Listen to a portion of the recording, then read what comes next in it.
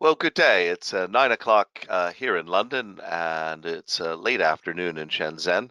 And we are absolutely delighted today to be welcoming Professor Fan Kong. Professor Fan, great to see you. Good to see you. Nice to see you. We're going to have an interesting discussion today about the importance of a post-COVID economic recovery and what it means around the world. Professor Fan's biography is on our website, as you know, but he heads up the China Development Institute, with which Xian does a lot of work over a number of years, very important, possibly one of our most important partners. And in addition, Professor Fan sits on the Monetary Policy Committee of China. So it is a real honor to have his insights here today. Before we get going, I like to put our thanks to sponsors in the front rather than at the end, because without them, this truly wouldn't be possible. I know many of them work in China, or work with China, or import from China. China has been such a story over the decades that we've been working that I think it goes without saying.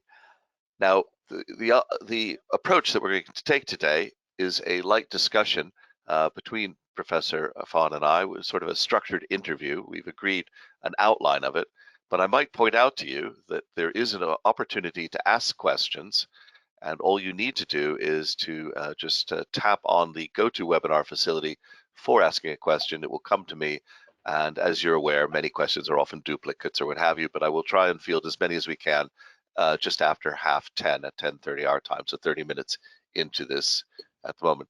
There are nearly 100 people on the line, so I will do my best to get through the bulk of the questions that you send.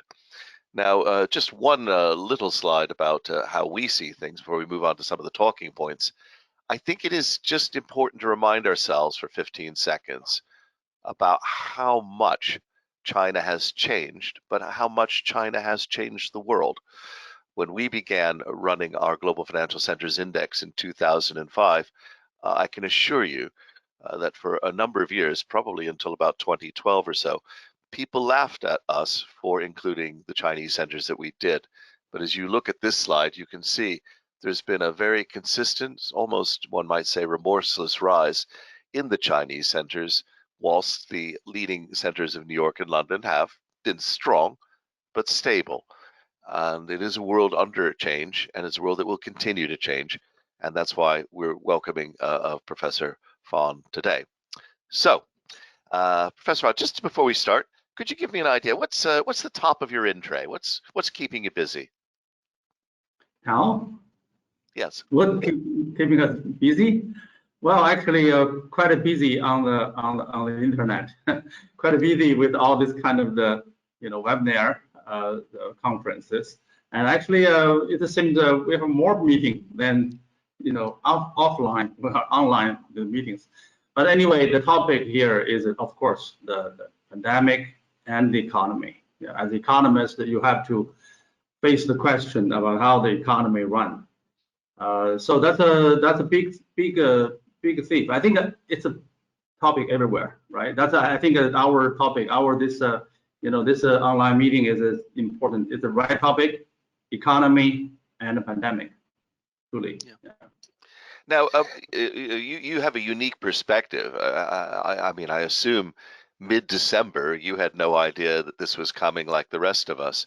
But could you just give us a short recap on how you see things from mid-December to mid-May? Yeah. Well, China, I would argue there's something like a 20-day confusion time. Well, the uncertainty, nobody knows what it is. Something happened, something wrong. The people start to report to the the health organization, report to the government official channels. But you need time to study. You need time to understand what's really going on. So there's a uncertainty time. Then, and people really confirmed that this is going to have a community infection. So then things start to turn, clear that you have to take actions. So on the day of January 23rd, government announced the lockdown Wuhan, but still not, of course, not yet locked down the country. I came back from Davos to Beijing on the Chinese New Year day. That's January 25th. When I took off the airplane, I saw everybody in Beijing with the face mask. At that time, I think I was confident. When I saw everybody with the face mask, I know this is going to be contained, because this is the most effective way to stop the spreading of the diseases. Anyway, so then more lockdown, and Beijing basically locked down. Everybody, you cannot move. That's all. So at the end of February, I would argue mostly it contained. Hubei still have a lot of cases, but other places mostly contained. Then in the middle of March, the problem, the end of the March, the problem is the second wave come. Second wave is imported cases, and Chinese nationals all want to come back because China now put the thing down, so it's already contained. So then we have a lot of the cases of this imported cases. Then you have imported, then you have community spreading. So that's basically the last month. I mean, the whole February, whole April is already was dealing with the imported. The domestic things are quite come down. Now, I would argue basically it's contained.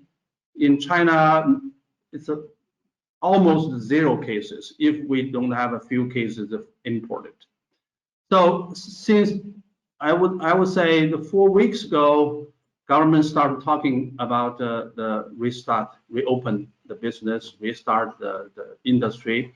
So now we are on the way, really reopening the service sector. There's a May 1st day holiday that we have a 5 days, holidays for that. A lot of places, local government issue, coupon for consumption, and museums, the parks, reopen. But of course, with the restrictions, with the 30% of capacity, something. Restaurant now is people can eat in restaurant, and a lot of people go to eat. So we see the recovery. Industry and constructions start to restart. I would say 6 weeks or 8 weeks ago.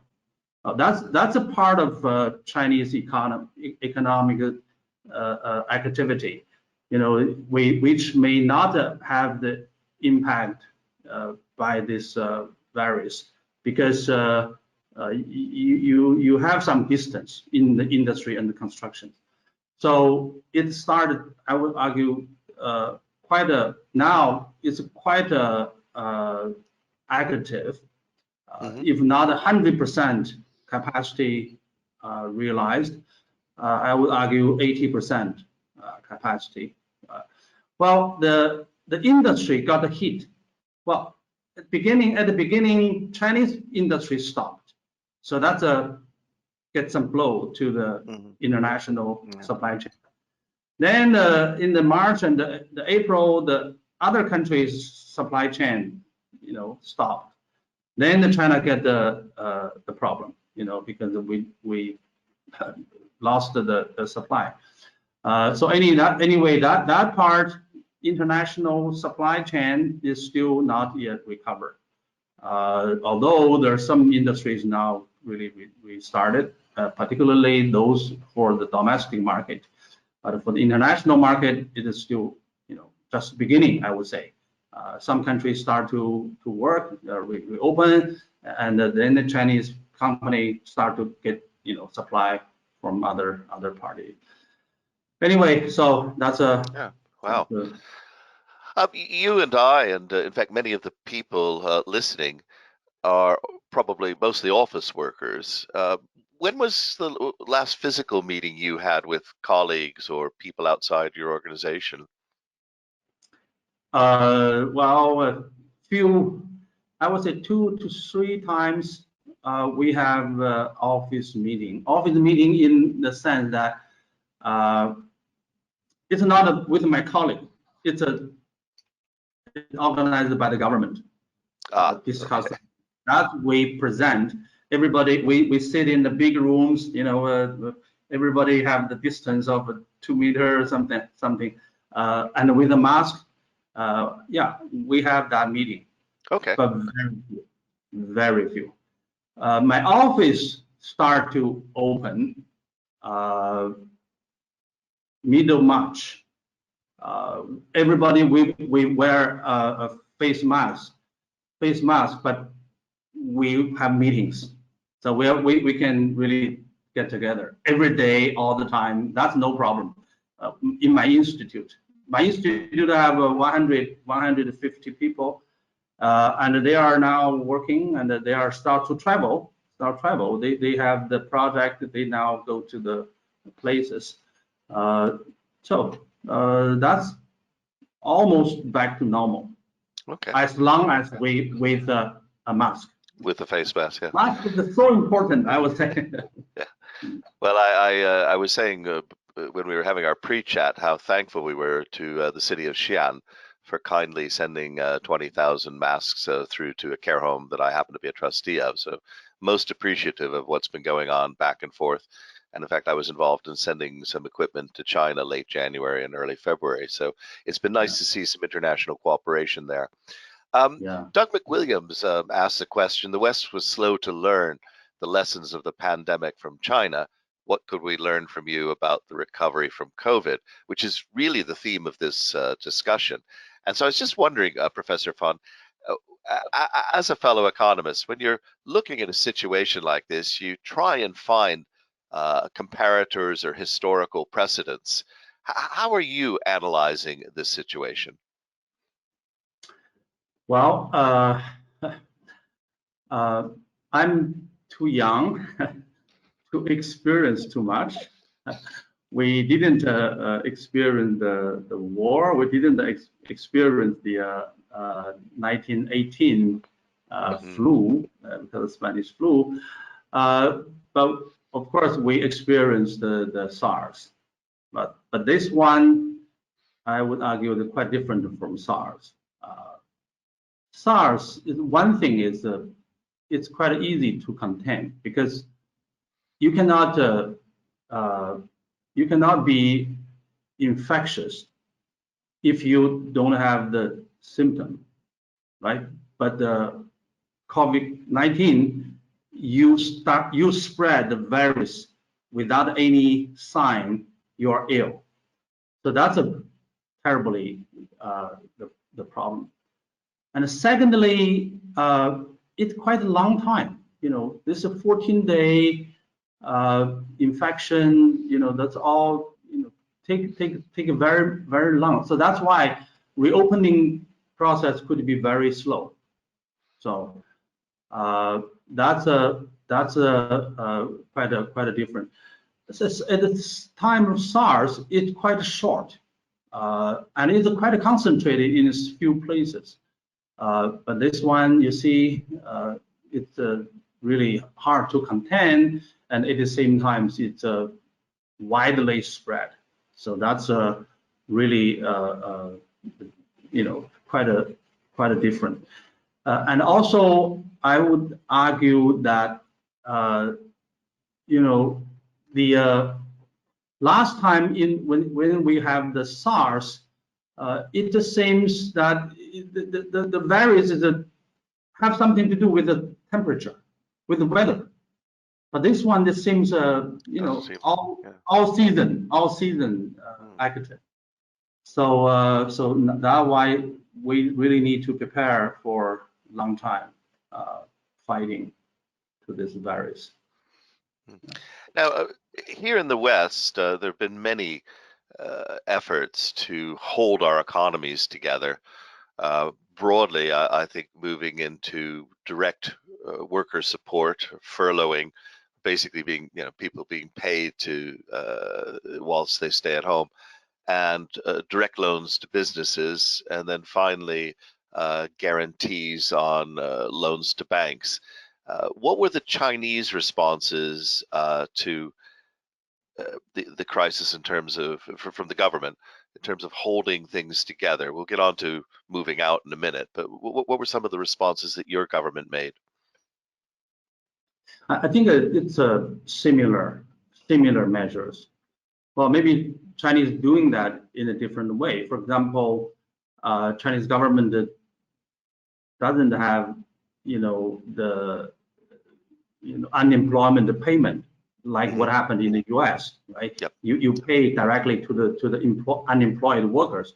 The Chinese government just asked the company, do not fire people, do not lay off people, and if you have the trouble, we give you some subsidy. So Chinese government gave the subsidies to mostly to the company rather than directly to the unemployed worker. And then also some loans, some holiday, debt holidays. You can delay your payment, you delay your interest payment, and you may get more extra loans to your business, and also give you some subsidies for your social security payment or something. So it's through company, not only the state company. Most of the problem now, unemployment problem, are in the non-state sector. Right. Those business in the service sector, small industries, those are suffer the most. So the government now helping those people, those small companies. So very similar to what we're experiencing Quite here. similar. I see.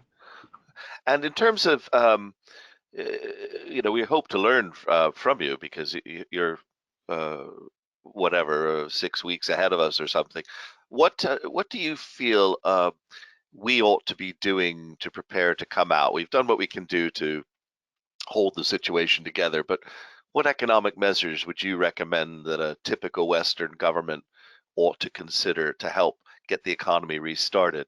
And I say that with a bit of humility, because an interesting example for me has always been, say, a country like Iraq, oil rich, invaded, and America has failed to find a way to restart that economy. And it's an economy sort of the size of California in terms of population and all that, yet just isn't moving. And they've had a long time to do it without a shortage of cash. So it's not just cash, is it? It's how you get people to move. Yeah, I really don't know how the other people think about this. But for us, I think you have to make, if not 100% sure, but at least say 90% sure that you are safe. Make people feel safe in terms of virus. Without that, you open the economy, you have the problem with the people's health, and even you are facing the death toll. So that's not the way. That's not the way to reopen the economy. So for China, why people now willing to start to open the economy? Basically because they are really sure now it's safe. So as economists, I would say this issue is not an economist issue. This is definitely the public health issue. How you can make a public feel safety, then you can go to the work. You can really go to reopen all the business. So I don't know how the other countries would deal with it. Yeah. That's a that kind of the choice is not the economist's choice. This is because the people's life is not something you can count for money. You cannot. There's no value comparison with the people. So that's the lesson. One of the lessons I learned. I think this is a first time for me to learn this. If we have the war, I think the same thing. If you cannot stop the war, people who are not feel safe, you go nowhere. You cannot really work, that way. So, that's I think it's better to make a big effort to get the pandemic under control. You make sure that we are going to be okay. We can walk, we can react, but we are not going to infect it. Of course, vaccine, the cure, that's so important now. From that point of view, I would say, before vaccine really available, economy could not be back to normal. Even China. I don't think back to normal. China may be the first one to get back to normal for the internal business, for the domestic economy, but with the external connections to the other part of the world, I don't think that will be over. So this is not the choice by the economists. This is the people's choice. This is the human being choice. We have a question related to this from Bob McDowell. Bob McDowell is watching this from one of the Channel Islands in Alderney. And he asks, as a vast country, to what extent is China taking a regional approach to opening up after COVID-19? Yeah, well, definitely China have 31 provinces. So there's 31 provinces as 31 region, and the different region have different degree of crisis. Have a different degree of the restriction. So that the regional government have some authority, but you still need to report to the central, and the central will evaluate your situation and compare your situation with the other situation, then give you the approval. So we have the regional activity, we have the regional policy and the regulation, but that's under very restrictive central control, central coordination. You have to, to report to the central, and the central compare your situation with others and check your connectivities to others, check your impact, your activities, your impact of your activities on others. So we have, this kind of the regionalism, but basically this is still the centralized, still quite centralized situation. Yeah. Now, one of the interesting things about this crisis has been the pressure that it put onto a couple of global systems. I would pick out two. One is the supply chain. We had these highly efficient supply chains, but the efficiency meant that we were running through, for example, either very few nodes, or we were running on just in time. And nobody said, well, you really ought to keep 3 months stock no matter what. So there's been a pressure there.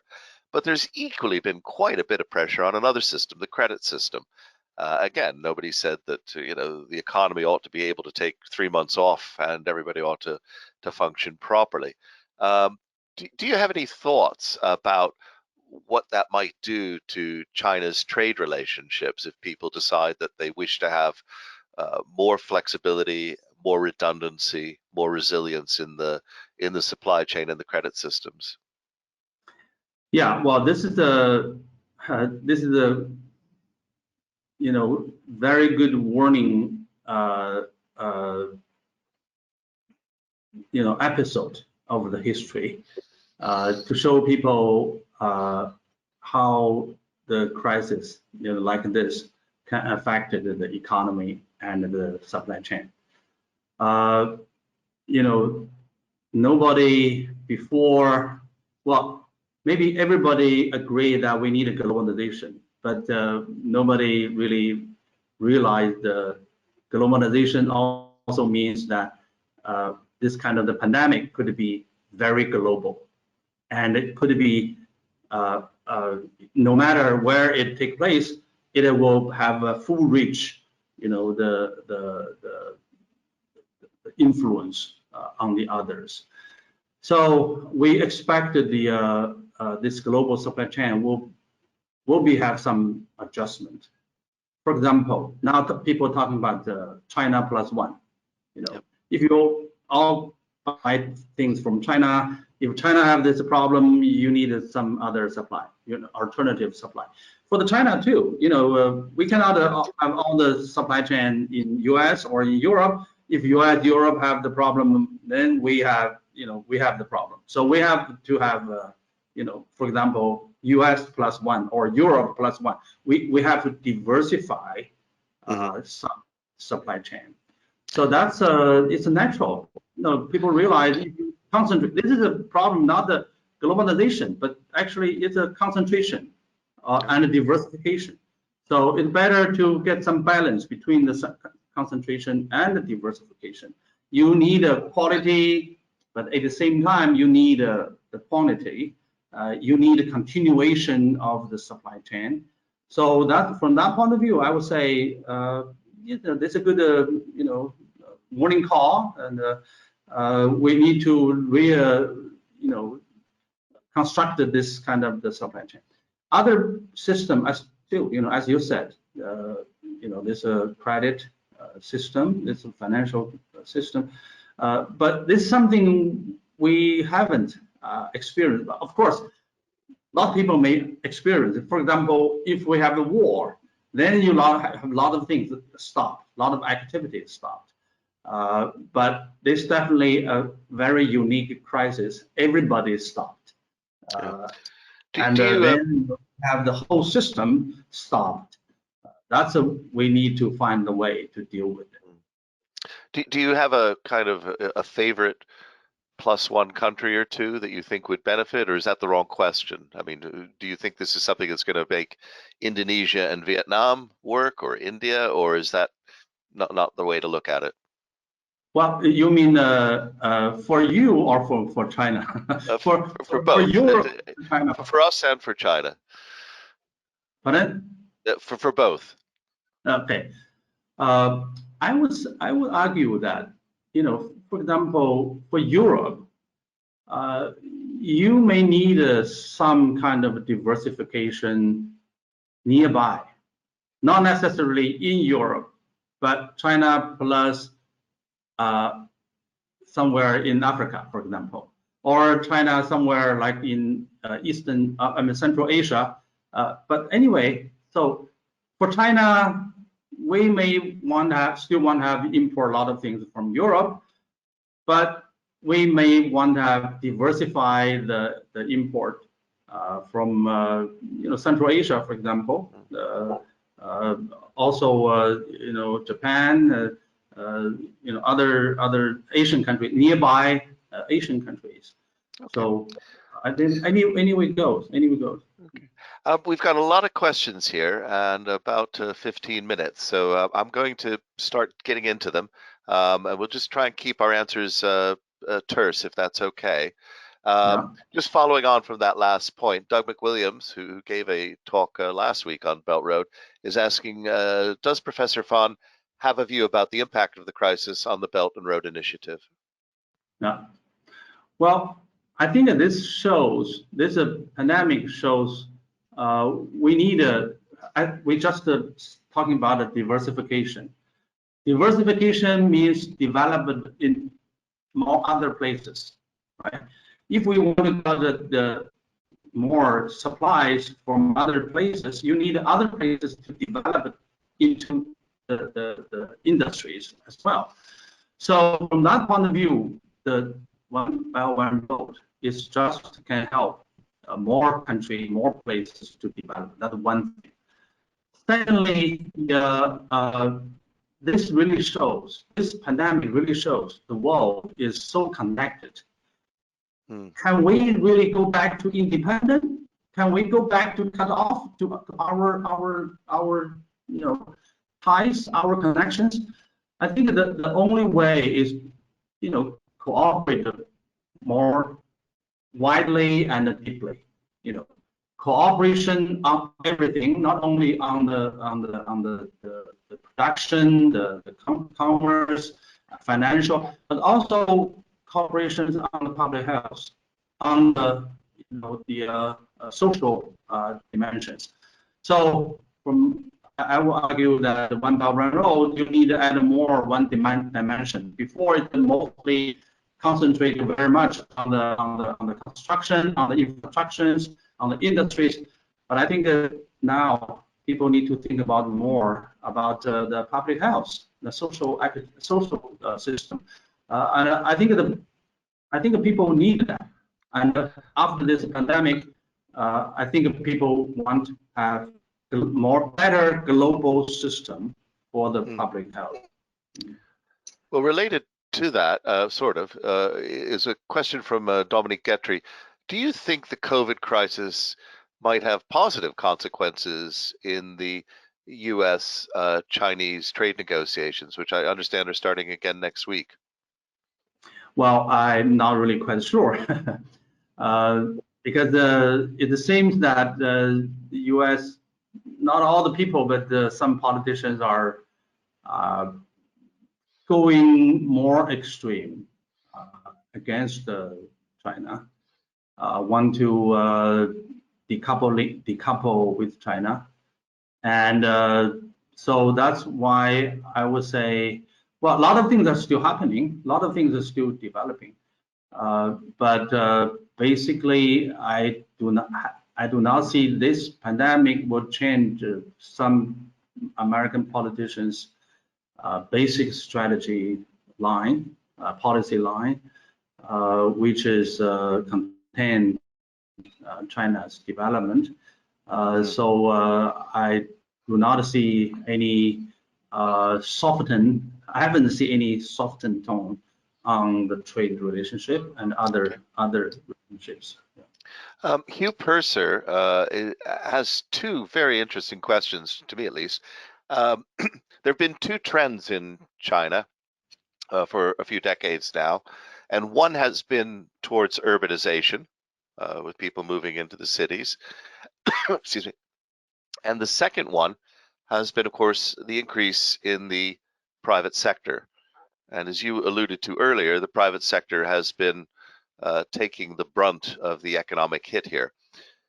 Do you see either of those trends being delayed or reversed?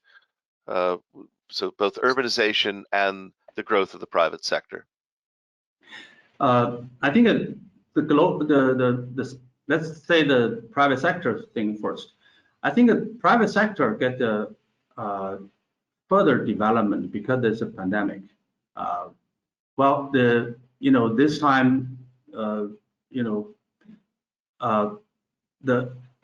online sales, the private business, private service sector really played a big role in the society. Now most of the active things are on the website. All those website companies are private. Alibaba, Tencent, and all this, and Jingdong. All these things. So that means the private sector is concentrated in small business. Private sector now is in the fintech business, in the new business, in the new industries. So if China go further with the new industries, technologies, I think the private sector get more, room for the development. So from that point of view, I would say, and people are really give more attention to all the technologies, including the medicine, all those. And in this area, all the private sector, private companies are very active. So that's one thing. For the urbanization, well, urbanization is go on anyway. However, in the short run, of course, I would say maybe it's a slowdown because a lot of migrant workers now went back to the countryside and they stay. They are not well, at the beginning they're not allowed to go back to the city, but then the cities have no jobs. Now still cities have no order.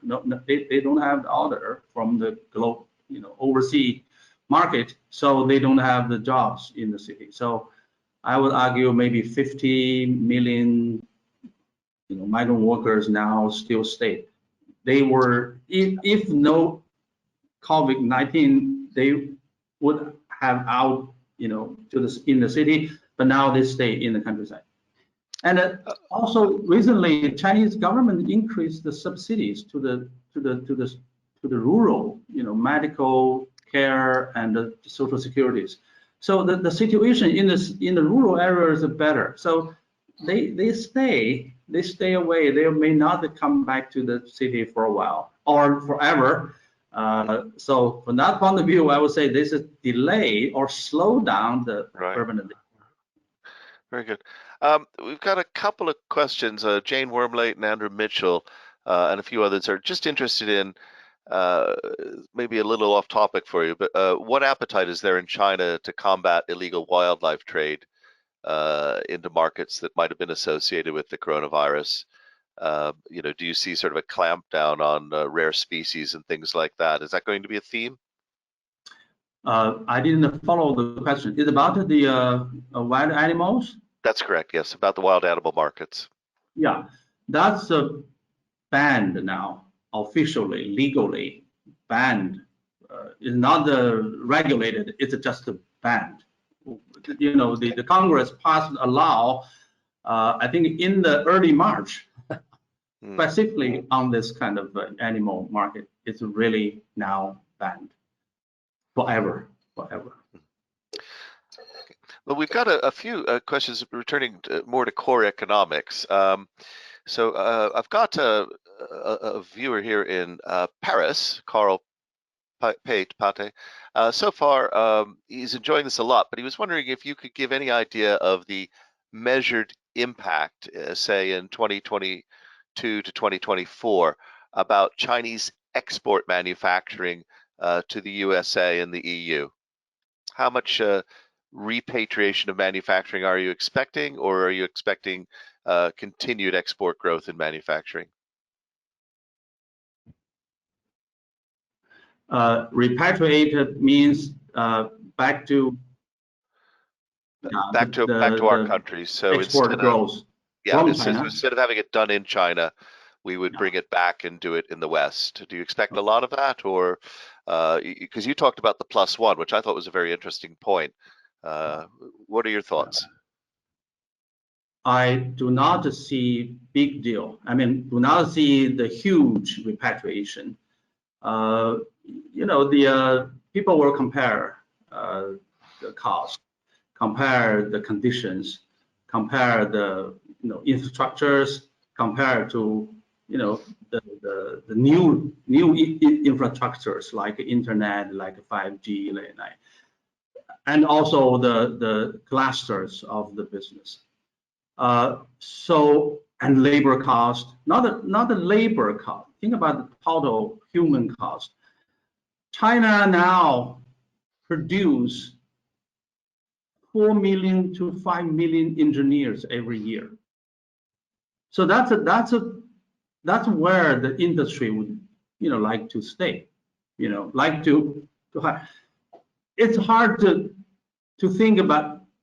You go back to the country where the labor cost too high and the other costs is too high. Of course, the technology is there, but I would say people still compare all this kind of things. So from that point of view, I would say there's going to be some repatriation, and people need diversification. People need to have this so-called safety, security for the supply chain. But I would say that's a kind of the marginal adjustment. It's not the total wave. Now, Professor Fan, we work closely together with China Development Institute, CDI, on analyzing financial centers, us internationally and you very much so in China. I've got a few questions here, and kind of two parts really. Martin Watkins is very interested in any thoughts you have on how international financial markets will change their supply chains, in fact. Do you have any thoughts on London, for example, looking abroad? And we have a second question from Henry Price, who's very interested in something you and I spoke about when we had our warm-up call. Do you think that fintech is going to play a fairly large role in this? We've seen this whole online economy, and in many ways, I think China is way ahead of us, certainly in just having a base payment systems that work, and that gives you a platform to move forward, whereas we're still trying to get people onto payments. So those two areas, if you wouldn't mind, financial centers and the fintech impact. And we've only got time for a few more questions. Go ahead. Yeah, I think this is two questions combined to one. We can combine it to one. It's the same thing. I believe that financial center in the future will have great role with the fintech, or the fintech will play the role, bigger roles in the financing, and the financial center must to include this in the business as much as possible. And this pandemic really promote the fintech, I think. My 95 years old mother finally now learned how to use the WeChat payment, because everybody, you have to pay. In China, cash, the paper note, it's totally vanished. You got to, every payment is kind of digital. Also now the central bank are moving to issue so-called digital money. Yeah. And that's also digital currency, right. Not only China, but I believe other central bank will also have this the digital things. So that's why I would argue, the financial sector in the future, this is the future for the financial sector. And for the business as well, and it shows the the good part of how to deal with the extra situation, deal with this abnormal situation. It's really really the not the new things, but it really give it a big drive. Well, I would love to have a webinar with you just on central bank digital currency. I've been impressed for many years with the clarity of analysis that the Chinese have had on this, on blockchain, on Bitcoin. There are comparable bits in the West. I happen to think the Bank of England is doing a very good analytical job, but you're actually taking action. But that's perhaps for another webinar. I'd like to close, if I could, on just two final questions. The first one is just a dip and a return. One of the areas, this is from Derek Ray Hill, one of the areas that's been most affected has clearly been aviation. And aviation has been a huge factor in trade models and a huge factor just as an industry in its own right, running at what, 2-3% perhaps of global GDP. So how do you think future models on international travel ought to be adjusted? Do you think the volume of international travel will ever return to the same level? Yeah, well, again, I would say this is not the question for economists. This is a question for doctors. Until we have a vaccine, I don't think the international aviation will back to say half of normal. I really doubt it. So I don't know how this play out. There's still, it's not the beginning, but I would say it's not the end, not the beginning of the end. So it still, we need to see. But vaccine would be the key for the future.